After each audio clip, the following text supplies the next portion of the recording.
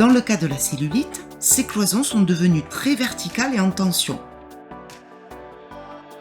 Et c'est cette tension qui vient tirer sur la surface de la peau et qui lui donne cet aspect irrégulier de peau d'orange. On a donc un cercle vicieux de rétention d'eau, d'excès de graisse et de détérioration des tissus qui s'installe et qui favorise la formation de la cellulite. Le protocole que je vous présente est le protocole historique qui a permis de faire connaître la madérothérapie. Depuis que la madérothérapie est à la mode, ce kit originel est devenu très difficile à trouver.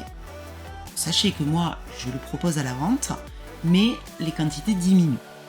On va toujours effectuer quelques gestes de drainage lymphatique. Le but, c'est de stimuler le système lymphatique afin que toutes les cellules graisseuses qu'on va venir casser grâce aux outils de madérothérapie, eh bien, toute cette graisse, elle parte dans le système lymphatique pour être évacuée plus facilement.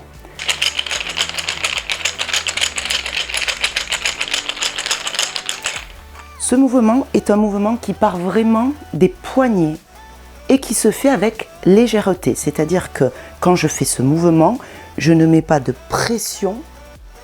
Autant il faut arriver à venir près du genou parce que c'est souvent une zone où la cellulite vient s'installer, mais il faut faire attention de ne pas venir en buter.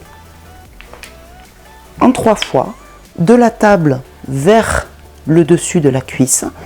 Ce geste sert à nouveau à venir stimuler le système lymphatique. Donc on est vraiment très léger, ce n'est pas une pression, je n'appuie pas comme ceci sur la cuisse, j'effleure la cuisse.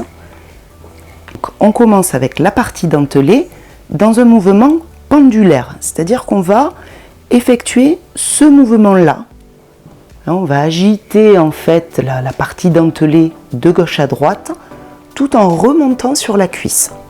Donc on part bien du bord du genou, on effectue ce mouvement pendulaire et on remonte.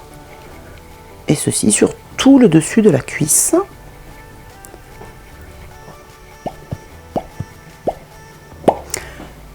Voilà, vous entendez le petit POC. Le petit POC, c'est un appel d'air que l'on crée en posant la coupe et en la relevant d'une certaine manière que je vais vous expliquer pour créer cet appel d'air et faire ainsi remonter la circulation en stimulant le système sanguin.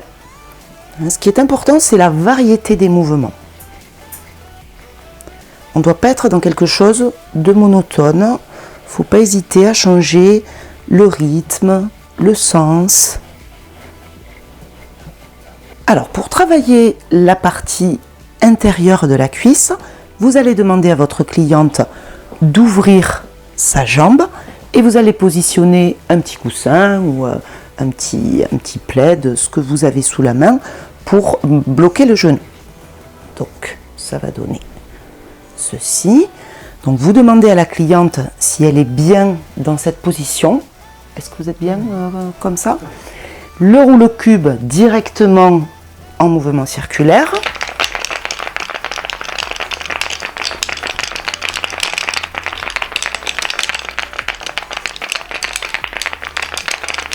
Puis en mouvement latéral.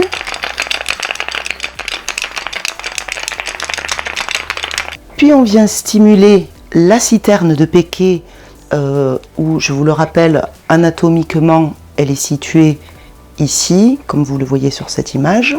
Donc évidemment, on ne la stimule pas directement, et vous l'avez vu, elle est sous l'estomac, mais le fait de stimuler au niveau de l'estomac, légèrement du côté gauche de la personne, fait qu'on va venir quand même la stimuler par pression sur l'estomac et les différents organes. Je me permets de refaire une allusion à ce que l'on peut voir sur Internet, aux vidéos que l'on peut voir sur Internet, où la spatule est utilisée n'importe comment.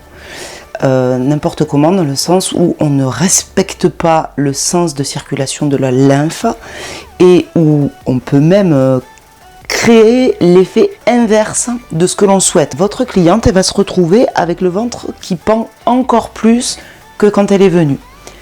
C'est assez dommage. On fait attention à la hanche. Pour les personnes qui ont l'os saillant, on peut mettre la main dessus pour pas venir buter dedans.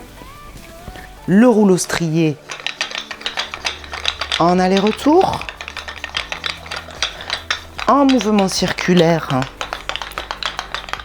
dans un sens puis dans l'autre, mouvement latéral.